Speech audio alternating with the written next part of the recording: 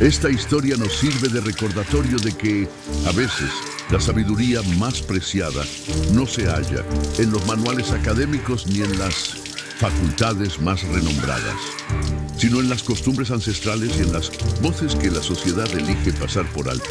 Prepárense para una narración llena de tensión, injusticia y un coraje inesperado que reta todas las posibilidades. Si te gusta este tipo de contenido, no olvides suscribirte a nuestro canal Relatos que Marcan. Publicamos un video todos los días. Dale me gusta al video si disfrutas de esta historia y déjanos un comentario contándonos desde dónde eres y a qué hora nos escuchas. La mansión Harrington nunca había sido testigo de un desorden semejante. 18 de los médicos más galardonados del planeta se amontonaban en una habitación infantil que costaba más que la mayoría de las viviendas familiares. Sus batas blancas eran una mancha borrosa de movimiento frenético bajo los candelabros de cristal.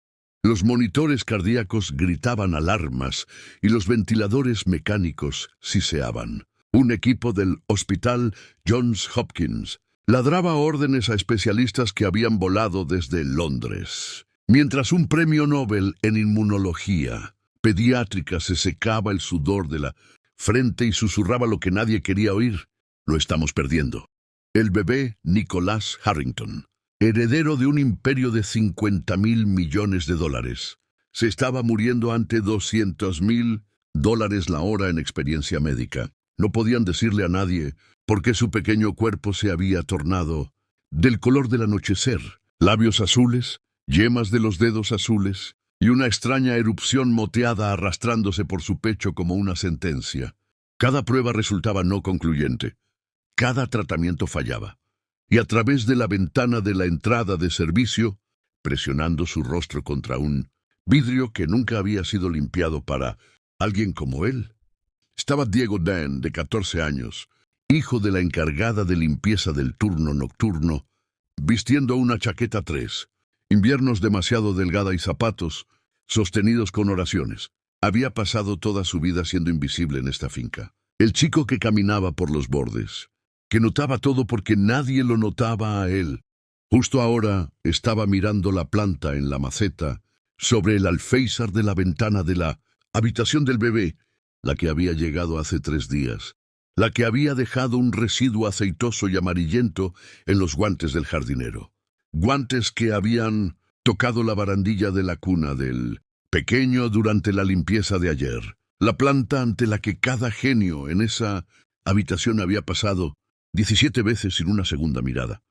Las manos de Diego temblaban. Él sabía lo que era. Su abuela, que había curado a la mitad del vecindario más pobre de Oaxaca, con nada más que hierbas y fe, le había enseñado a reconocer ese patrón de hojas antes de que él pudiera leer. Digitalis, trompeta del ángel, asesina de ángeles. Los médicos estaban a punto de abrir a ese bebé buscando respuestas. La respuesta estaba sentada en una maceta de cerámica envuelta en un lazo. Diego miró a la ventana, luego al guardia de seguridad haciendo rondas, luego al rostro de su madre a través de la puerta de la cocina. La mujer que le había advertido 1000 veces, mantente invisible, mantente seguro. No les des una razón para echarnos. Pensó en lo que pasaría si estaba equivocado. Luego pensó en lo que pasaría si tenía razón y no hacía nada. Diego se ajustó la chaqueta, tomó aire y corrió. ¿Qué arriesgarías para salvar una vida que el mundo dice que no es asunto tuyo salvar? Diego había aprendido a caminar sin hacer ruido para cuando tenía 6 años. No era una habilidad que alguien le hubiera enseñado, era supervivencia. Cuando vivías en el anexo de servicio, en el borde de la finca de un multimillonario, un anexo tan pequeño que podría caber dentro del vestidor de la familia Harrington, aprendías rápido que tu existencia era tolerada, no bienvenida. Aprendes a moverte como el humo, a respirar como un secreto, a volverte tan pequeño, tan silencioso, tan completamente olvidable que la gente rica flotando a través de sus vidas de mármol nunca tuviera que ser incomodada por el recordatorio de que estabas vivo. Su madre, Elena, Había trabajado para la familia Harrington durante 11 años. Había comenzado cuando Diego tenía solo 3 años, fregando suelos sobre sus manos y rodillas, mientras mujeres embarazadas, en vestidos de diseñador, pasaban sobre ella como si fuera parte de los muebles. Había trabajado a través de 2 abortos espontáneos, un ataque de neumonía que casi la mata, y la lenta muerte de cada sueño que alguna vez tuvo para sí misma. Todo para que Diego pudiera tener un techo sobre su cabeza y comida en su estómago. «Estamos bendecidos», le decía a ella cada noche, su voz suave con agotamiento y algo que podría haber sido fe o podría haber sido negación. «El señor Harrington nos deja vivir aquí. Paga tus libros escolares. Estamos bendecidos, Diego. Nunca olvides eso». Diego nunca discutía con ella, pero tampoco olvidaba la forma en que los hijos de los Harrington miraban a través de él cuando pasaban, como si estuviera hecho de vidrio o tal vez solo de aire. Nunca olvidó la vez que Eduardo Harrington había despedido a un jardinero por hacer contacto visual con él durante una llamada de negocios. Nunca olvidó el letrero en la entrada de servicio de la casa principal. El personal debe usar el acceso trasero. Presencia visible en los terrenos principales. Prohibida durante las horas familiares. Bendecidos, claro. La finca Harrington se extendía a través de 50 acres de vegetación cuidada en las colinas sobre la ciudad. Había jardines diseñados por paisajistas famosos, fuentes importadas de Francia y un laberinto de setos que había aparecido en 3 revistas de arquitectura. Había una cancha de tenis, un helipuerto y una piscina con la forma del escudo corporativo. Había un garaje de 12 autos lleno de vehículos que costaban más que las casas de la mayoría de la gente y una bodega de vinos que guardaba botellas más viejas de lo que la abuela de Diego habría sido si hubiera vivido. Diego conocía cada centímetro de ella, no porque se le permitiera explorar. Dios no. Lo sabía porque había pasado toda su vida observando desde los márgenes, desde la pequeña ventana del anexo de servicio, desde detrás de los arbustos, cuando se suponía que debía estar caminando hacia la parada del autobús, desde las sombras del pasillo de servicio, cuando se colaba para llevarle a su madre su almuerzo olvidado. Mapeaba la finca en su mente de la manera en que otros niños mapeaban niveles de videojuegos. Sabía que cámaras de seguridad tenían puntos ciegos. Sabía que puertas quedaban sin cerrar durante el cambio de turno de las 3 celero. Sabía que el jefe de seguridad, un hombre de cuello grueso llamado Rocco, tomaba un descanso para fumar de 20 minutos detrás de la casa de la piscina cada tarde a las 4:15. Sabía estas cosas porque saberlas le hacía sentir que tenía algún tipo de poder en un mundo que constantemente le recordaba que no tenía ninguno. Pero últimamente, Diego había estado observando por una razón diferente. Hace 3 meses, Valeria Harrington había dado a luz a un niño, Nicolás Eduardo Harrington, el heredero, el príncipe, el futuro de una dinastía construida sobre patentes tecnológicas y adquisiciones, farmacéuticas y el tipo de riqueza generacional que la mayoría de la gente ni siquiera podía conceptualizar. El bebé había llegado en una ráfaga de portadas de revistas y anuncios de sociedad. Se había contratado a un fotógrafo profesional para capturar sus primeros momentos. Un equipo de enfermeras nocturnas rotaba en turnos de 8 horas. Una nutricionista había volado desde Suecia para consultar sobre la dieta de la señora Harrington para asegurar una composición óptima de la leche materna. Diego había observado todo desde su lugar habitual, las sombras, y en algún momento del camino algo había cambiado en su pecho. Había empezado a cronometrar sus caminatas a la escuela, para pasar por la ventana de la habitación del bebé al amanecer, cuando la enfermera sostenía a Nicolás para ver la luz de la mañana. Había empezado a demorarse cerca de la entrada de la cocina cuando sabía que el bebé sería llevado a su paseo de la tarde por los jardines. Había empezado a sentir algo que no podía nombrar del todo,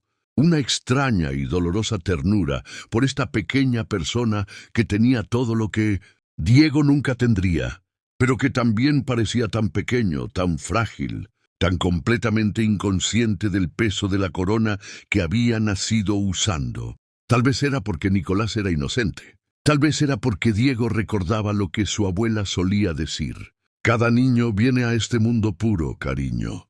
Lo que pasa después es cosa nuestra. O tal vez era porque Diego entendía de alguna manera profunda que él y Nicolás eran ambos prisioneros de circunstancias que no habían elegido.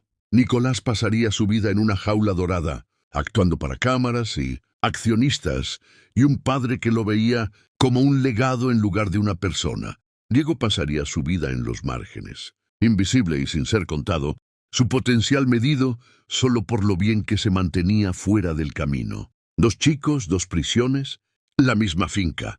Fue un martes por la tarde cuando Diego vio la planta por primera vez. Caminaba de regreso de la escuela, tomando su ruta habitual a lo largo del camino de servicio que corría detrás del ala, de la mansión. El aire de otoño era agudo con el olor a hojas moribundas y lluvia inminente. Y Diego tenía su chaqueta apretada contra el frío, la misma chaqueta que había estado usando por 3 años, la que tenía las mangas deshilachadas y la cremallera rota que su madre seguía prometiendo arreglar, pero para lo que nunca tenía tiempo. Una furgoneta de reparto estaba estacionada cerca de la entrada de servicio. Esto no era inusual. Los Harrington recibían paquetes constantemente. Todo, desde vinos raros hasta muebles personalizados y comida orgánica, para bebés traída desde 1900, granjas orgánicas en Nueva Zelanda. Pero algo sobre esta entrega hizo que Diego ralentizara sus pasos. El repartidor llevaba una planta. Era hermosa. Diego tuvo que admitirlo. De unos 2 pies de altura con hojas verde, oscuro, que parecían brillar con un lustre casi aceitoso. Flores pálidas en forma de campana colgaban en racimos delicados, blancas con rayas púrpuras como moretones en porcelana. La maceta estaba envuelta en un elaborado lazo dorado y una tarjeta estaba metida entre los tallos. El viejo señor Ramírez, el jardinero jefe, se encontró con el repartidor en la puerta. Diego observó desde detrás de los rododendros mientras Ramírez firmaba por el paquete, sus manos curtidas extendiéndose para estabilizar la maceta. Y entonces Diego lo vio. Cuando los dedos de Ramírez rozaron las hojas, salieron brillando con algo, un residuo amarillento y levemente pegajoso, como savia de árbol, pero incorrecto de alguna manera. Ramírez también lo notó. Diego lo vio fruncir el ceño mirando sus guantes, frotando sus dedos con una expresión desconcertada. Pero entonces el repartidor dijo algo y Ramírez se rió y el momento pasó. Llevó la planta adentro, presumiblemente hacia la habitación del bebé donde se exhibían todos los regalos. Y Diego se quedó de pie, en las sombras con una extraña inquietud enroscándose en su estómago. Conocía esa planta. No podía recordar de dónde, no exactamente, pero algo sobre esas hojas, esas flores, ese residuo aceitoso, tiraba de un recuerdo enterrado profundamente en su mente, la voz de su abuela, Sol. Tal vez de esos veranos que había pasado con ella en Oaxaca antes de que falleciera. Ella le había enseñado sobre plantas de la manera en que otras abuelas enseñaban a sus nietos sobre hornear o tejer. Ella lo había llevado a través de su jardín, señalando qué hojas podían curar y cuáles podían matar, qué flores eran medicina y cuáles eran veneno, vestido de colores bonitos. El trabajo más hermoso del diablo, les solía decir, siempre está envuelto en algo encantador. Tienes que aprender a ver más allá de la belleza, hacia el peligro que hay debajo. Diego se quedó allí por un largo momento, esa inquietud haciéndose más pesada con cada respiración. Pensó en ir a buscar a su madre. Pensó en llamar a la entrada de servicio y decirle a alguien, a quien sea, que algo sobre esa planta se sentía mal. Pero ¿quién lo escucharía? Él no era nadie, el hijo de la empleada, el chico sombra. Ni siquiera existía en el mundo de los Harrington, excepto como una inconveniencia menor que debía ser gestionada. Así que Diego hizo lo que siempre hacía. Se tragó sus instintos, enterró su inquietud y caminó de regreso al anexo para comenzar su tarea. 3 días después se daría cuenta de que esa decisión casi le costó la vida a un bebé. Las sirenas llegaron al atardecer. Diego estaba sentado en la mesa, tambaleante de la cocina, trabajando en un problema de geometría que realmente no le importaba cuando las escuchó. Distantes al principio, luego creciendo más fuertes, más cercanas, más urgentes. Fue a la ventana y observó cómo 3 ambulancias subían gritando por el camino privado, seguidas por un convoy de camionetas negras y 2 helicópteros que descendieron sobre el césped como aves de presa mecánicas. Su madre irrumpió por la puerta del anexo minutos después, su rostro pálido y sus manos temblando. Algo está mal con el bebé, jadeó, alcanzando ya su uniforme de trabajo. Algo está terriblemente mal. Están llamando a médicos de todas partes. Tengo que ir a ayudar. Tengo que hacerlo. Se fue antes de que Diego pudiera decir una palabra. Él se quedó en la ventana durante horas esa noche, viendo la mansión arder con luces, viendo figuras en batas blancas, correr de un lado a otro pasando la ventana del cuarto del niño, viendo las sombras del caos bailar a través de los céspedes cuidados, y en lo profundo de sus entrañas, bajo el miedo y la confusión y el extraño dolor que sentía por un bebé que nunca había sostenido, un pensamiento seguía saliendo a la superficie como un cuerpo en aguas oscuras. La planta, la planta, la planta.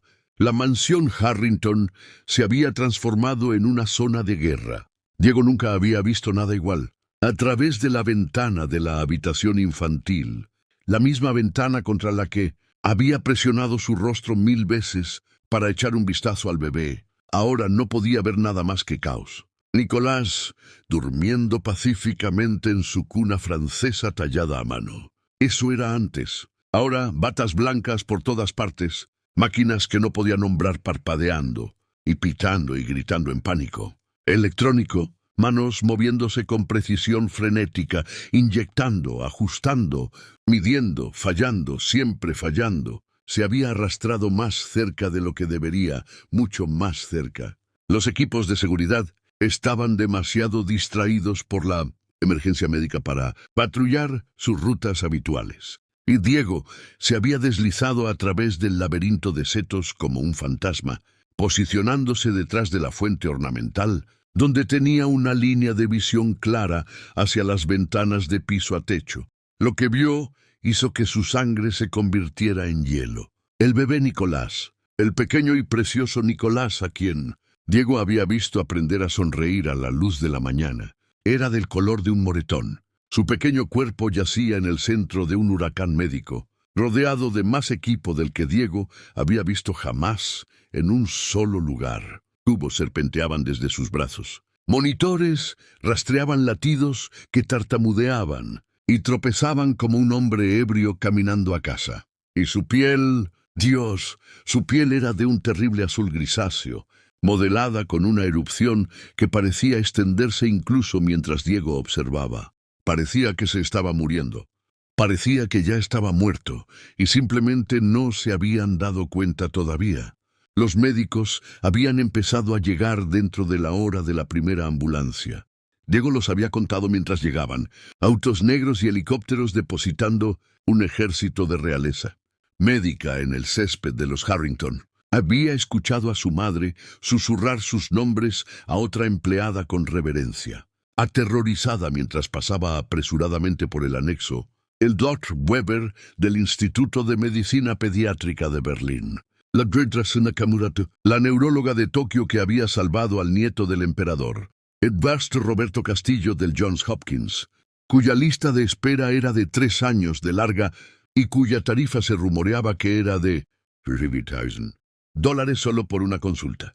Lardra Okonjo, la inmunóloga que había sido nominada para un premio Nobel. El Dr. Chen, la Dr. Morrison, 18 de las mentes médicas más grandes del planeta, cada uno con títulos de instituciones a la que Diego nunca podría esperar asistir. Cada uno armado con conocimiento, que había tomado décadas y millones de dólares adquirir. 18 expertos y ni una sola respuesta. Diego podía verlos a través de la ventana discutiendo. Ahora el Dr. Schweiss gesticulaba enfáticamente hacia un gráfico mientras el Dr. Castillo negaba con la cabeza. La doctora Nakamura había dado un paso atrás del grupo con los brazos cruzados, su expresión preocupada. Un médico más joven, Diego no sabía su nombre. Estaba realizando otro análisis de sangre mientras una enfermera cambiaba otra bolsa de suero. Estaban perdidos. Diego podía verlo en su lenguaje corporal, en la forma en que sus posturas seguras habían comenzado a desmoronarse. A medida que pasaban las horas, estos titanes de la medicina, estos dioses de las artes curativas, estaban parados en una guardería de lujo con todos los recursos de la tierra a su disposición y no tenían idea de por qué un bebé de 3 meses se estaba muriendo frente a ellos. Eduardo Harrington estaba parado en la esquina de la habitación y Diego nunca había visto a un hombre verse tan roto. El multimillonario, que comandaba salas de juntas y aplastaba competidores, y se movía por el mundo, como si fuera dueño de él, lo cual en muchos sentidos lo era. Estaba agarrando la mano de su esposa con desesperación de nudillos blancos. Valeria Harrington no había dejado de llorar durante horas. Su vestido de diseñador estaba arrugado, su maquillaje perfecto destruido, su compostura de página de sociedad hecha añicos en 1.000.000 de pedazos en el suelo de mármol. Su bebé se estaba muriendo y todo su dinero no podía salvarlo. Diego observó a los médicos pasar por sus teorías. Infección bacteriana. Bombearon a Nicolás, lleno de antibióticos que no hicieron nada. Inflamación viral. Intentaron antivirales que no hicieron diferencia. Respuesta autoinmune. Administraron inmunosupresores que no suprimieron nada. Trastorno genético. Hicieron pruebas que resultaron no concluyentes.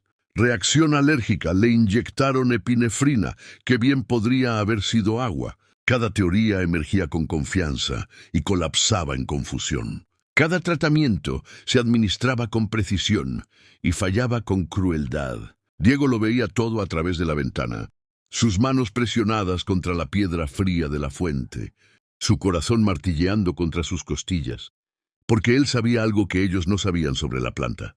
Todavía estaba allí. Podía verla desde donde estaba agachado, sentada en el alféizar de la ventana, sus pálidas flores en forma de campana atrapando las duras luces médicas, sus hojas oscuras brillando con ese lustre aceitoso. Los médicos pasaban junto a ella constantemente, ajustaban su equipo a su alrededor, dejaban sus tazas de café y tabletas y gráficos junto a ella sin una segunda mirada. Era invisible para ellos, parte de la decoración de fondo. Justo como Diego recordó las lecciones de su abuela ahora, los recuerdos surgiendo con dolorosa claridad. Habían estado sentados en su porche en Oaxaca el verano que él tenía 9 años y ella le había estado mostrando imágenes en un viejo libro con el lomo de cuero agrietado. «Esta de aquí», había dicho, señalando una ilustración de flores en forma de campana que se parecían casi exactamente a las de la habitación del bebé. La llamamos trompeta del ángel. Los médicos elegantes la llaman digitalis. Hermosas, sí, pero los aceites en esas hojas, solo tocarlos, puede ralentizar el corazón de un hombre. Y si eres pequeño, si eres un bebé, ella había negado con la cabeza lentamente. Basta con respirar el aire a su alrededor. Demasiado tiempo puede envenenar la sangre. La abuela de Diego había sabido cosas que ninguna escuela de medicina enseñaba. Había aprendido sus artes curativas de su madre, quien las había aprendido de la suya, ancestros que no habían tenido nada más que las plantas a su alrededor y la sabiduría transmitida a través de generaciones de supervivencia. Había atendido partos en hogares sin electricidad. Había curado fiebres con corteza y hojas cuando no había dinero para médicos. Había salvado vidas con conocimientos que los médicos de ciudad habrían descartado como superstición. Le había enseñado a Diego no todo. Murió antes de que pudiera terminar, llevada por un derrame cerebral cuando él tenía 11 años, dejándolo con fragmentos de su sabiduría resonando en su cabeza. Pero le enseñó lo suficiente para reconocer la forma de esas hojas, lo suficiente para recordar la advertencia sobre el residuo aceitoso, lo suficiente para entender con creciente horror lo que estaba viendo sucederle al bebé. Nicolás, los médicos estaban buscando algo dentro del bebé. Estaban escaneando su sangre en busca de invasores, sondeando sus órganos en busca de defectos, buscando errores en su ADN. Estaban buscando en el lugar equivocado. El enemigo no estaba dentro de Nicolás. Estaba sentado a 3 pies de su cuna, envuelto en un lazo dorado, bonito como una pintura y mortal como una víbora. Las horas se arrastraron como animales heridos. Diego permaneció en su posición detrás de la fuente, incapaz de irse, incapaz de apartar la mirada. Sus piernas se acalambraron, sus dedos se entumecieron por el frío. Su madre lo estaría buscando pronto, frenética de preocupación, pero él no podía obligarse a moverse. Observó al doctor Castillo convocar una conferencia en la esquina de la habitación, reuniendo a los otros 17 médicos en un grupo de trajes, caros y expresiones graves. No podía escuchar lo que decían, pero podía leer su lenguaje corporal. Las sacudidas de cabeza, las manos extendidas, la derrota asentándose sobre ellos como ceniza. Se estaban rindiendo. No rindiendo, preparándose. Diego vio a uno de los médicos hacer un gesto hacia la puerta, hacia donde sea que se hubiera instalado la sala de operaciones provisional. Vio a otro médico comenzar a preparar lo que parecía equipo quirúrgico. Iban a abrir a ese bebé, iban a acabar a través de su pequeño cuerpo, buscando una respuesta que no estaba allí. Y la cirugía estresaría su sistema ya fallido más allá del punto de no retorno. Y Nicolás moriría en una mesa de operaciones rodeado de 18 títulos inútiles. Las manos de Diego se cerraron en puños. Pensó en su madre, en lo que le pasaría si hacía lo que estaba pensando hacer. Perdería su trabajo, eso era seguro. Serían expulsados de la finca y probablemente procesados por allanamiento, tal vez peor. Todo lo que ella había sacrificado durante 11 años sería destruido, porque su hijo no podía mantener la cabeza baja y permanecer invisible, como se suponía que debía ser. Pensó en sí mismo, en lo fácil que sería simplemente alejarse, volver al anexo y fingir que no había visto nada, que no había entendido nada. Él no era nadie, el hijo de la empleada. Lo que les pasaba a los bebés de los multimillonarios no era su problema y no era su asunto. Podía mantener la cabeza baja, terminar la escuela, tal vez conseguir una beca en algún lugar, hacer algo de su vida sin tomar este riesgo insano. Pensó en su abuela Sol, en la forma en que lo había mirado cuando le enseñaba sobre plantas, sobre curación, sobre el conocimiento que se había transmitido a través de generaciones de personas que no habían tenido nada más que el uno al otro y la tierra bajo sus pies. Esta sabiduría es tu herencia, le dijo ella. No dinero, no tierra. Esto que estoy poniendo en tu cabeza ahora mismo. Prométeme que lo usarás cuando importe. Él lo había prometido. Lo había prometido. Y luego había pasado años avergonzado de esa herencia. Avergonzado por la abuela que nunca había aprendido a leer, que había hablado con un acento que hacía que la gente asumiera que no tenía educación, que había curado con hierbas y oraciones, cuando los verdaderos médicos usaban máquinas y drogas. Había querido ser moderno, sofisticado, aceptable. Había querido ser cualquier cosa menos el descendiente de personas que habían tenido que descubrir su propia medicina, porque nadie más los ayudaría. Pero justo ahora, en este momento, esa herencia era lo único que podía salvar la vida de Nicolás. Y Diego era el único que la llevaba. Diego miró a la ventana una vez más.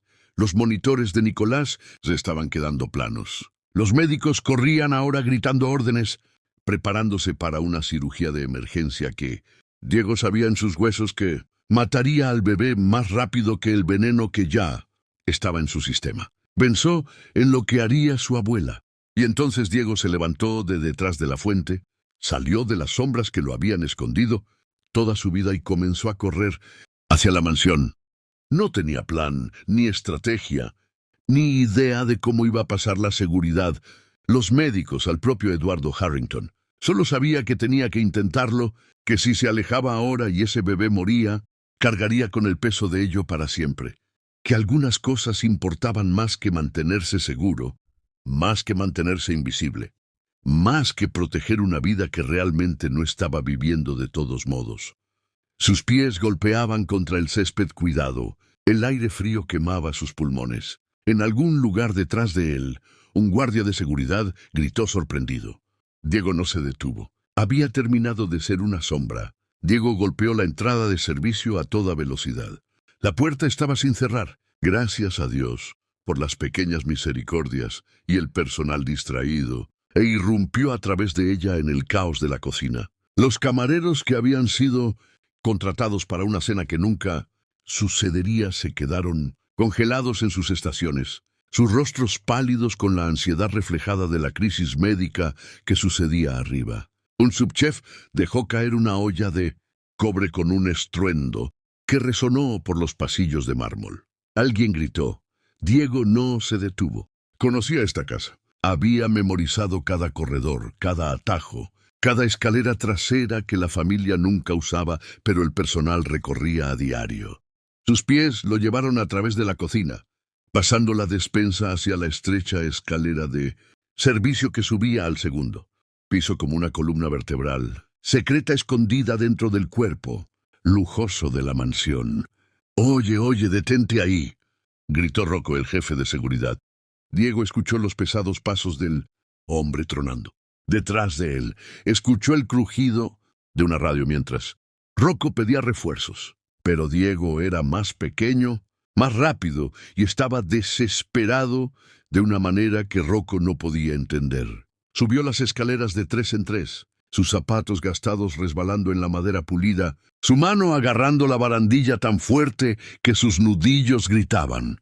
Segundo piso al este. La habitación del bebé estaba al final del pasillo, pasando los retratos familiares y los jarrones antiguos y el papel tapiz de seda. 2 guardias más aparecieron en la parte superior de las escaleras. El corazón de Diego se detuvo. Eran grandes ambos, con hombros como refrigeradores y expresiones que decían que habían estado esperando toda su carrera por una oportunidad para derribar a alguien. Se desplegaron bloqueando el pasillo, con los brazos extendidos como si estuvieran arreando ganado. «Hijo, tienes que detenerte ahora mismo», dijo uno de ellos con su voz portando esa falsa calma que los adultos usaban cuando estaban a punto de hacer algo violento. «Estás invadiendo propiedad privada. Lo que sea que esté pasando, podemos hablar de ello. Pero necesitas...» Diego fintó a la izquierda. El guardia mordió el anzuelo, se lanzó en esa dirección. Su enorme cuerpo se comprometió con el movimiento y Diego giró a la derecha, agachándose bajo los brazos del segundo guardia con un movimiento que había aprendido esquivando matones en el pasillo de la escuela. Sintió dedos rozar su chaqueta, esa vieja prenda gastada con la cremallera rota, y luego los había pasado corriendo por el pasillo hacia la puerta de la habitación infantil. La puerta estaba cerrada. Diego podía escuchar voces al otro lado, jerga médica urgente y superpuesta que no entendía, mezclada con el gemido electrónico constante de las máquinas perdiendo su batalla. No llamó, no dudó. Agarró la manija y abrió la puerta con fuerza suficiente para enviarla, estrellándose contra la pared. 18 cabezas se giraron hacia él. 18 rostros registraron sorpresa, luego confusión, luego indignación. La habitación olía a antiséptico y miedo y algo más, algo dulce y levemente podrido que Diego reconoció inmediatamente. La planta, su veneno estaba en el aire mismo. Había estado saturando lentamente el cuarto durante días. ¡Qué demonios! Seguridad, seguridad. ¿Quién es este niño? Sáquenlo de aquí. Las voces chocaron sobre él como olas, pero los ojos de Diego estaban fijos en una sola cosa. La cuna en el centro de la habitación, rodeada de máquinas y monitores, y hombres en batas blancas, que ya habían comenzado a volver a su trabajo, descartándolo como una interrupción menor que debía ser manejada por otros. Nicolás yacía en esa cuna. Su pequeño pecho apenas se movía. Su piel había pasado de azul a gris, como un cielo de invierno justo antes de una tormenta. La erupción se había extendido por todo su torso. Ahora una constelación enojada de ronchas elevadas, que los médicos habían biopsiado y probado y analizado sin entender. Se estaba muriendo. Minutos ahora, tal vez menos. Eduardo Harrington dio un paso adelante. Su rostro era una máscara de dolor, rabia y desesperada confusión. ¿Quién eres? ¿Cómo entraste aquí? Guardias, saquen a este niño de la habitación de mi hijo inmediatamente. Los guardias ya estaban sobre Diego. Sintió manos agarrar sus hombros. Sintió que lo levantaban de sus pies. Sintió el mundo inclinarse mientras comenzaban a arrastrarlo hacia atrás, hacia la puerta. ¡La planta!, gritó Diego, luchando contra el agarre con todo lo que tenía. Es la planta, la del alféizar de la ventana. Es digitalis, es veneno. Los guardias no se detuvieron. Por supuesto que no se detuvieron. Era solo un niño pobre, un niño en una chaqueta sucia gritando tonterías en una habitación llena de las mentes médicas más grandes del mundo. ¿Por qué alguien lo escucharía? Por favor. La voz de Diego se quebró, se rompió, se reformó en algo crudo y suplicante. Mi abuela, ella me enseñó sobre plantas. Esa es trompeta del ángel, es tóxica. Los aceites se pegan a todo lo que tocan y el bebé ha estado respirándolo durante días. Tienen que sacarla de aquí. Tienen que sacarlo a él, dijo Eduardo Harrington fríamente. Algo dentro de Diego se rompió. No se quebró. Estalló como una banda elástica estirada demasiado lejos, como un hueso empujado más allá de su límite. Había pasado toda su vida siendo invisible, siendo callado, siendo bueno. Se había tragado su voz 1000 veces, mordido sus opiniones, haciéndose pequeño para que los ricos y los poderosos no se molestaran por su existencia. ¿Y a dónde lo había llevado? Aquí, siendo arrastrado, fuera de una habitación por guardias mientras un bebé moría porque nadie escucharía al hijo de la empleada. Diego se quedó flácido en los brazos del guardia, un truco que aprendió viendo documentales de la naturaleza, cómo los animales de presa a veces se hacían los muertos para confundir a los depredadores. El agarre del guardia se aflojó solo un poco, sus cuerpos ajustándose a lo que pensaban que era rendición. Entonces Diego giró, dejó caer su peso repentinamente, deslizándose hacia abajo a través de su agarre como agua entre los dedos. Su codo atrapó a un guardia en el estómago, no lo suficientemente fuerte para lastimar realmente, pero lo suficiente para sorprender. Se arrastró hacia adelante sobre manos y rodillas, moviéndose más rápido de lo que podían reaccionar, tejiendo entre las piernas de médicos sobresaltados. Alguien agarró su tobillo, se soltó de una patada. Alguien más bloqueó su camino, rodó hacia un lado. La habitación había estallado en caos. Médicos gritando, guardias maldiciendo, equipo estrellándose mientras la gente tropezaba con las máquinas. Pero Diego tenía ojos solo para la cuna, para la pequeña figura gris que yacía quieta como la muerte dentro de ella. Llegó a la cuna. Sus manos se cerraron alrededor del pequeño cuerpo de Nicolás. Tan ligero, tan terriblemente ligero, como sostener un manojo de hojas secas. Y levantó al bebé contra su pecho. La cabeza de Nicolás colgaba contra el hombro de Diego. Su respiración era tan superficial que Diego apenas podía sentirla. ¡Mío! La voz de Eduardo Harrington había ido más allá de la rabia hacia algo primitivo. Algo animal. Baja a mi hijo ahora mismo, o juro por Dios. Pero Diego ya se estaba moviendo, no hacia la puerta. Los guardias tenían eso bloqueado, sino hacia el baño. El baño adjunto que sabía que existía porque había visto los planos una vez dejados, descuidadamente en el mostrador de la cocina por un arquitecto haciendo renovaciones. Logró pasar la puerta y la cerró de golpe detrás de él, luchando con la cerradura mientras cuerpos chocaban contra la madera. La puerta se estremeció, pero aguantó. No aguantaría mucho. Estas no eran puertas interiores diseñadas para privacidad. Eran puertas de diseñador, diseñadas para verse bonitas, y los guardias las romperían en segundos. Diego miró alrededor del baño salvajemente. Mostradores de mármol, accesorios de oro, un gabinete lleno de productos para bebés de marca que costaban más que sus libros de texto. Y allí, en el mostrador, un pequeño frasco de polvo de carbón activado. El tipo que los padres ricos compraban para el cuidado natural del bebé, para mascarillas faciales y blanqueamiento dental y tratamientos de desintoxicación sobre los que leían en revistas. La voz de su abuela resonó en su memoria. El carbón extrae el veneno del cuerpo. Cariño, los viejos solían quemar madera y molerla para esto exactamente. Se une a las toxinas, las saca. La puerta se estremeció de nuevo. La madera se astilló. Diego se movió por instinto ahora, operando con conocimiento que vivía en sus huesos, en lugar de en su cerebro. Agarró el polvo de carbón con una mano mientras acunaba a Nicolás con la otra. Abrió el grifo, agua fría porque no tenía tiempo para esperar la tibia, y se mojó los dedos. Los ojos de Nicolás se abrieron revoloteando. Estaban vidriosos, desenfocados, pero vivos. «Todavía vivos, lo siento», susurró Diego. «Lo siento tanto. Esto se va a sentir raro, pero prometo que estoy tratando de ayudarte. Lo prometo». Mezcló el carbón con agua en su palma.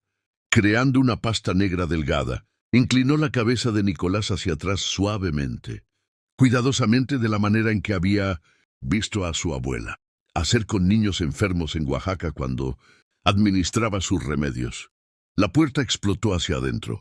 Diego metió la mezcla de carbón en la boca de Nicolás justo cuando los guardias lo alcanzaron. Manos lo agarraron desde todas las direcciones, manos rudas, manos enojadas que no se preocupaban por ser gentiles. Sintió su brazo torcerse dolorosamente detrás de su espalda. Sintió sus rodillas golpear el suelo de mármol. Sintió al bebé ser arrancado de su agarre. «¡No!», gritó Diego. «¡No le limpien la boca! No lo hagan vomitar. El carbón necesita tiempo para funcionar. Por favor, solo denle 5 minutos». Pero nadie estaba escuchando. Eduardo Harrington acunaba a su hijo ahora, su rostro torcido con furia y terror.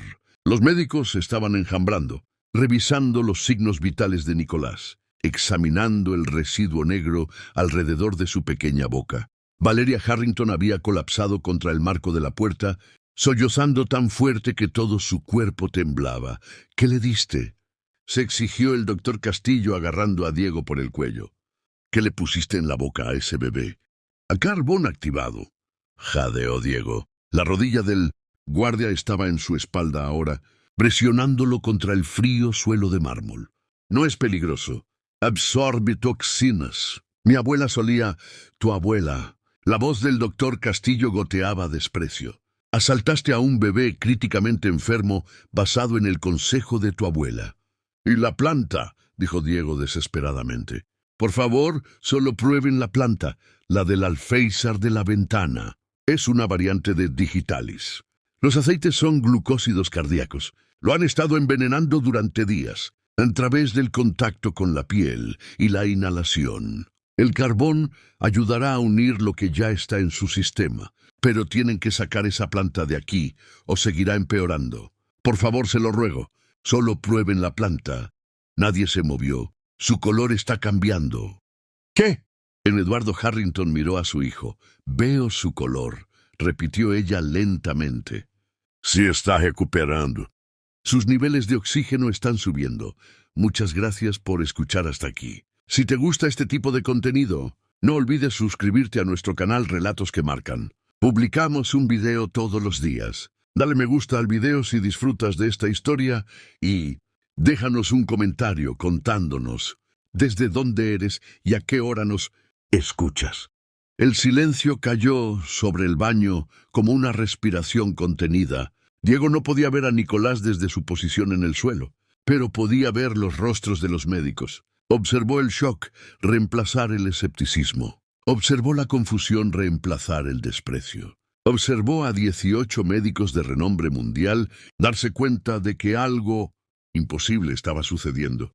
«Eso no es posible», dijo el doctor Castillo rotundamente. «El carbón activado no puede funcionar tan rápido. No hay mecanismo por el cual su ritmo cardíaco se esté estabilizando». La doctora Nakamura había sacado un monitor portátil. Estaba presionándolo contra el pequeño pecho de Nicolás. Ritmo sinusal normalizándose. «Presión arterial subiendo. La erupción», susurró Valeria Harrington. Oh, Dios mío, miren la erupción. Diego no podía ver, pero escuchó los jadeos que le decían todo. Las ronchas enojadas se estaban desvaneciendo. El veneno que había estado estrangulando el sistema de Nicolás estaba siendo atado, neutralizado, retirado por el simple polvo negro que la abuela de Diego había guardado en su gabinete de cocina junto a la harina y el azúcar. «Quítense de encima», dijo Eduardo Harrington en voz baja. La rodilla del guardia presionó más fuerte en la espalda de Diego. «Señor», dijo el guardia, «he dicho que se quiten de encima». La voz de Eduardo Harrington era diferente. Ahora la rabia se había ido, reemplazada por algo que Diego no podía identificar. «Y quítense de encima de ese chico ahora mismo». La presión en la columna de Diego se liberó. Se quedó donde estaba por un momento, temeroso de moverse, temeroso de tener esperanza. Entonces, lentamente, dolorosamente, se empujó hacia arriba hasta sus rodillas. Eduardo Harrington lo estaba mirando fijamente. Nicolás lo estaba mirando fijamente también. Los ojos del bebé claros ahora, enfocados, siguiendo el rostro de Diego con algo que podría haber sido reconocimiento.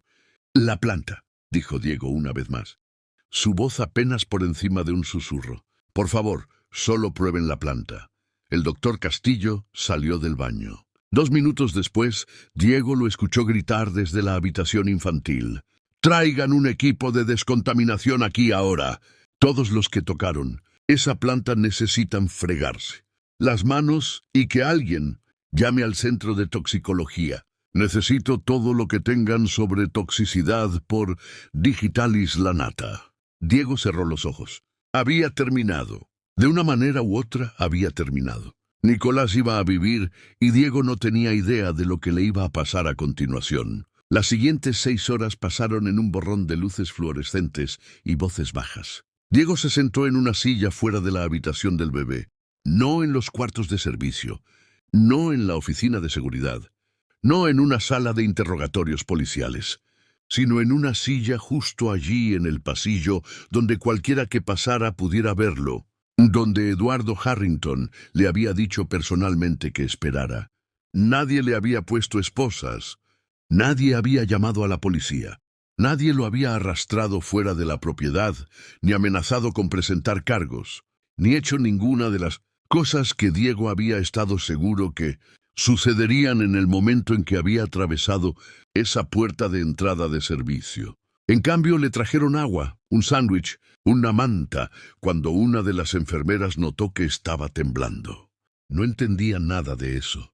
A través de la puerta de la habitación podía ver a Nicolás durmiendo pacíficamente en su cuna. El color del bebé había vuelto a un cálido tono normal en lugar de ese terrible gris mortal. Sus monitores pitaban constantemente ahora, rastreando signos vitales que subían más fuertes con cada hora que pasaba. El ejército de médicos se había reducido a solo 3, realizando pruebas finales, conferenciando en voces bajas, ocasionalmente mirando hacia el pasillo donde Diego estaba sentado envuelto en una manta que probablemente costaba más que todo su guardarropa. La doctora Nakamura había sido la primera en disculparse. Había salido de la habitación alrededor de la medianoche, su rostro dibujado con agotamiento y algo que parecía vergüenza. Se había parado frente a la silla de Diego, lo miró por un largo momento y luego inclinó la cabeza. «Estaba equivocada», dijo simplemente. «Todos estábamos equivocados. Viste lo que no pudimos ver y salvaste la vida de ese niño. Lamento que no escucháramos». Diego no había sabido qué decir. Había murmurado algo. «Gracias, tal vez», o «está bien». Y la doctora Nakamura había sentido una vez y se había alejado. La investigación comenzó antes del amanecer. Eduardo Harrington había llamado a una firma de seguridad privada, no a los guardias que patrullaban su finca, sino a un equipo de exagentes del FBI y especialistas, forenses que llegaron en vehículos, sin marcar, y establecieron un centro de mando en el ala este de la mansión. Diego los observó trabajar a través de las ventanas, desempacando equipo, fotografiando la habitación infantil, retirando cuidadosamente la planta en un contenedor sellado. Alrededor de las 6 de p.m., una detective se acercó a la silla de Diego. «El Señor Harrington quiere hablar contigo, dijo. Su voz era neutral, profesional. ¿Estás listo para eso? El estómago de Diego se apretó. Este era el momento en que la gratitud terminaría y la realidad comenzaría. El momento en que Eduardo Harrington recordaría que Diego todavía era un intruso, todavía un don nadie, todavía el hijo de la empleada que había irrumpido en su casa y puesto sus manos en su hijo, pequeño sin permiso. Sí, señora, dijo Diego, porque ¿qué más podía decir? Lo llevó por el pasillo, pasando los retratos familiares y los jarrones antiguos que había pasado, corriendo horas antes, pasando la escalera de servicio donde había esquivado a los guardias, pasando 100 pequeños recordatorios de las barreras invisibles que había pasado toda su vida sin cruzar. Eduardo Harrington estaba esperando en su estudio. Diego nunca había estado dentro de esta habitación. La había vislumbrado a través de puertas, visto las estanterías de piso a techo y el enorme escritorio de caoba y las ventanas que daban a los jardines donde la madre de Diego a veces trabajaba, pero parado aquí ahora, rodeado de más riqueza de la que toda su familia extendida ganaría en 10 vidas, se sentía más pequeño de lo que nunca se había sentido antes. «Siéntate, Diego». Fue la primera vez que Eduardo Harrington había dicho su nombre. Diego se sentó. Eduardo Harrington parecía un hombre que había envejecido 10 años en una sola noche. Su traje estaba arrugado, su cabello despeinado, sus ojos inyectados en sangre por el agotamiento y algo más profundo, algo que parecía el destrozo de todo lo que creía sobre su propio poder. Sostenía una carpeta en sus manos, gruesa con papeles, y sus dedos temblaban ligeramente mientras pasaba las páginas. «La planta», comenzó Eduardo lentamente, «fue un regalo. Llegó hace 3 días con una tarjeta felicitando a mi esposa y a mí por el cumpleaños de 3 meses de Nicolás. La tarjeta estaba firmada por Víctor Thorne. Diego no reconoció el nombre, pero vio la forma en que la mandíbula de Eduardo se apretó cuando lo dijo. Víctor Thorne era mi socio comercial. Construimos Vanderbilt Industries. Juntos hace 23 años trabajando desde un garaje. Fue el padrino de mi boda, el padrino de Nicolás». La voz de Eduardo se quebró en la última palabra. «Confié en él con todo. Mi compañía, mi familia, mi hijo». La investigación se había movido más rápido de lo que nadie esperaba. El equipo forense había encontrado rastros de los aceites tóxicos de la planta en los guantes del jardinero, los mismos guantes que se habían usado para ajustar la barandilla de la cuna de Nicolás. Habían encontrado residuos en el alféizar de la ventana, en las cortinas, en el móvil que colgaba sobre la cama del bebé. La planta había estado derramando su veneno constantemente durante 3 días, saturando la habitación con muerte invisible, pero eso no era todo lo que habían encontrado. La compañía de entregas que había traído la planta mantenía registros meticulosos. Cámaras de seguridad, rastreo GPS, firmas digitales. En horas, los investigadores habían rastreado el paquete hasta su fuente. No un vivero o invernadero legítimo, sino un laboratorio privado que se especializaba en especímenes botánicos raros. El laboratorio era propiedad de una empresa fantasma. La empresa fantasma estaba financiada por cuentas en las Islas Caimán. Las cuentas habían sido abiertas por Víctor Thorne. «Quería a mi hijo muerto», dijo Eduardo, y su voz apenas era humana ya. Era el sonido de algo rompiéndose desde adentro. Quería destruirme y eligió lo más preciado de mi vida para hacerlo. Porque le gané, porque la Junta me eligió a mí sobre él, porque conseguí el puesto de CEO y él fue empujado fuera con nada más que opciones sobre acciones y una palmada en la espalda. Diego se quedó muy quieto, no sabía qué decir. «¿Sabes cuál es la peor parte?», y continuó Eduardo. «Los médicos nunca lo habrían descubierto, nunca. Estaban tan concentrados en sus análisis de sangre y sus escáneres de imagen y sus análisis genéticos, tan seguros de que la respuesta tenía que ser algo complejo, algo que coincidiera con su formación, que nunca miraron alrededor de la habitación una sola vez. Nunca preguntaron qué había cambiado en el entorno de Nicolás. Nunca consideraron que la explicación más simple podría ser la correcta. Miró a Diego con algo que podría haber sido asombro. Pero tú lo hiciste. Diego se movió incómodamente en su silla.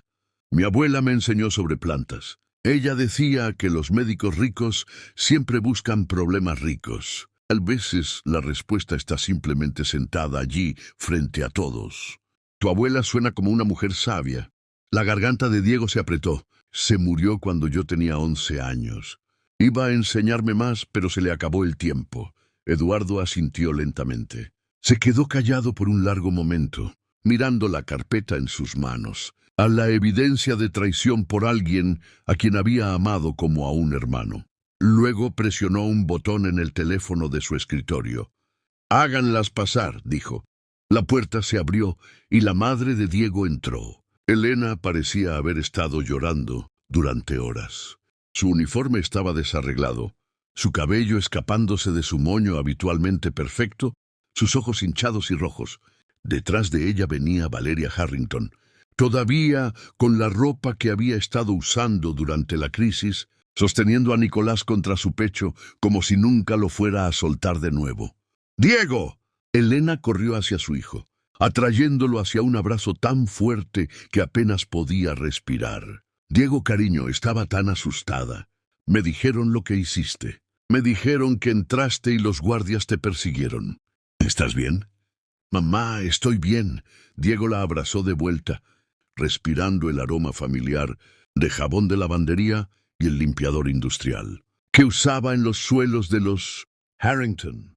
«Estoy bien. Podrías haber sido arrestado». Elena se apartó para mirarlo, sus manos agarrando sus hombros. «Podrías haber sido lastimado. Podría haberse ahorrado el problema y no haber hecho nada», interrumpió Eduardo Harrington en voz baja. «Podría haberse quedado en su anexo y dejar morir a mi hijo mientras 18 médicos buscaban a tientas en la oscuridad. Pero no lo hizo». Elena se giró para mirar al multimillonario y Diego vio el miedo cruzar su rostro, el miedo profundo e instintivo de alguien que había pasado toda su vida a merced de personas poderosas. Pero Eduardo no parecía enojado, parecía humillado. «Señora Elena», dijo usando el nombre de su madre con un respeto que Diego nunca había escuchado de nadie en esta finca. «Su hijo es la única razón por la que mi hijo está vivo ahora mismo. Los médicos fallaron, la seguridad falló, yo fallé. Pero Diego...». La voz de Eduardo se quebró, se detuvo, se compuso, comenzó de nuevo. Diego corrió hacia un edificio lleno de gente que lo veía como una amenaza. Luchó a través de guardias que podrían haberlo lastimado seriamente. Agarró a un bebé, críticamente enfermo, y administró un tratamiento que iba en contra de todo lo que los expertos médicos decían. Hizo todo eso sabiendo que si estaba equivocado arruinaría sus vidas.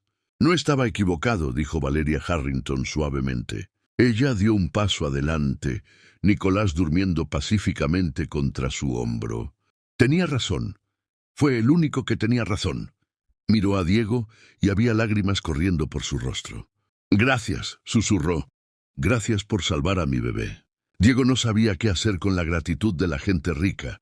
Había pasado toda su vida evitando su atención y ahora aquí estaban, mirándolo como si fuera algo precioso en lugar de algo que debía ser gestionado. «Yo solo no podía dejarlo morir», dijo Diego torpemente. «No cuando sabía lo que estaba mal, no cuando podía hacer algo al respecto». «Ese es exactamente el punto», dijo Eduardo. Se levantó de su escritorio, caminó alrededor de él e hizo algo que Diego nunca esperó en 1.000.000 de años. Se arrodilló frente a la silla de Diego, un multimillonario de rodillas, mirando hacia arriba al hijo de la empleada. «He pasado toda mi vida creyendo que el dinero y la educación y las conexiones eran las únicas cosas que importaban», dijo Eduardo. «Construí muros alrededor de esta finca para mantener fuera a la gente que pensaba que estaba por debajo de mí. Contraté guardias para proteger a mi familia de amenazas que imaginaba en las sombras, y todo el tiempo la verdadera amenaza entró directamente por mi puerta principal, en una bonita maceta con un lazo dorado, y la única persona que podía verla era el chico al que había enseñado a mi personal a ignorar. Extendió la mano y tomó la mano de Diego. Estaba equivocado sobre tantas cosas y no sé cómo arreglar eso, pero voy a intentarlo. Víctor Thorne fue arrestado a la mañana siguiente. Diego lo vio suceder desde la ventana de la habitación de arriba. Vio los autos de policía subir por el camino de entrada. Vio al hombre que intentó asesinar a un bebé ser llevado esposado mientras los flashes de las cámaras explotaban a su alrededor. La historia se había filtrado de alguna manera y furgonetas de noticias estaban alineadas a lo largo del perímetro de la finca.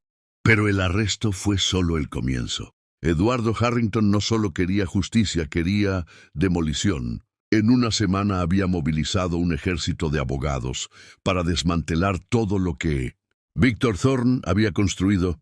Las empresas fantasma, las cuentas en el extranjero, las opciones sobre acciones. Morirá en prisión, le dijo Eduardo a Diego durante una de sus ahora conversaciones diarias. El multimillonario había tomado la costumbre de buscar a Diego, haciéndole preguntas sobre plantas y curación, y la abuela que le enseñó cosas que las escuelas de medicina no sabían. Los cargos son intento de asesinato de un infante. Ni siquiera los criminales de cuello blanco sobreviven a eso. Diego asintió. Todavía no se sentía completamente cómodo en presencia de Eduardo. Todavía sentía el peso de la división de clases que había definido toda su vida. Pero algo había cambiado entre ellos. ¿Algo real? ¿Qué pasa ahora?, preguntó Diego. Con la finca, quiero decir. Con todo, Eduardo sonrió, una sonrisa cansada pero real. Ahora, dijo, derribamos los muros. Lo decía literalmente. Durante las siguientes semanas, Diego observó cómo los equipos de construcción desmantelaban las cercas que habían rodeado la propiedad de Harrington. Las torres de guardia cayeron. Los letreros de solo personal desaparecieron. La entrada de servicio fue sellada y se construyó una nueva entrada principal, una que todos usaban independientemente de su posición. Pero Eduardo no había terminado. Van a ver un centro médico, anunció en una conferencia de prensa que Diego observó desde la multitud, de pie entre su madre y Valeria Harrington. Una clínica gratuita abierta a todos en la comunidad, enfocada en atención accesible y medicina tradicional. Va a ser atendida por médicos que sepan escuchar, que sepan mirar la imagen completa en lugar de solo los resultados de las pruebas. Hizo una pausa y sus ojos encontraron los de Diego en la multitud. Y se va a llamar Centro de Bienestar Sol, nombrado en honor a la mujer que enseñó a su nieto el conocimiento, que salvó la vida de mi hijo. La visión de Diego se nubló. El nombre de su abuela en un edificio real donde personas reales recibirían ayuda real debido a algo que ella le había enseñado en un porche en Oaxaca hacía años. Elena estaba llorando a su lado, no las lágrimas asustadas que había visto tantas veces antes. Estas eran diferentes. Estas eran las lágrimas de alguien que acababa de darse cuenta de que sus sacrificios habían valido algo. Y una cosa más, dijo Eduardo a los micrófonos. Mi familia debe una deuda que nunca podremos pagar completamente, así que estamos empezando con lo que podemos hacer. Anunció el fondo de becas.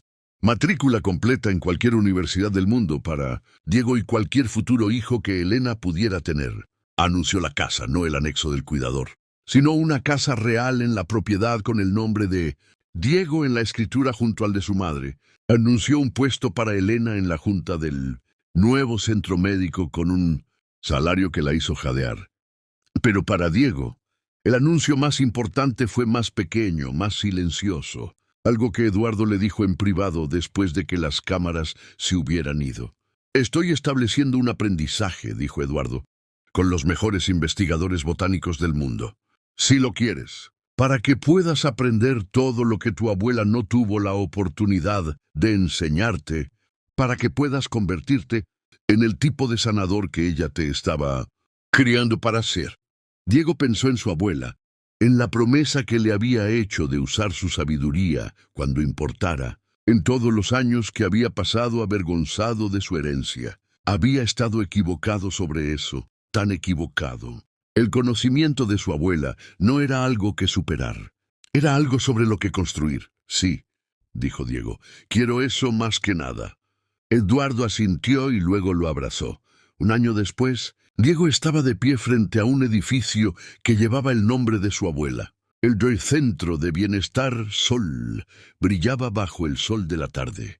Jardines que el propio Diego había ayudado a diseñar lo rodeaban, llenos de plantas medicinales, lavanda para la ansiedad, manzanilla para dormir, equinacia para la inmunidad, y en un invernadero cuidadosamente controlado, una colección de especímenes tóxicos detrás de puertas cerradas usados para entrenar a la próxima generación de médicos.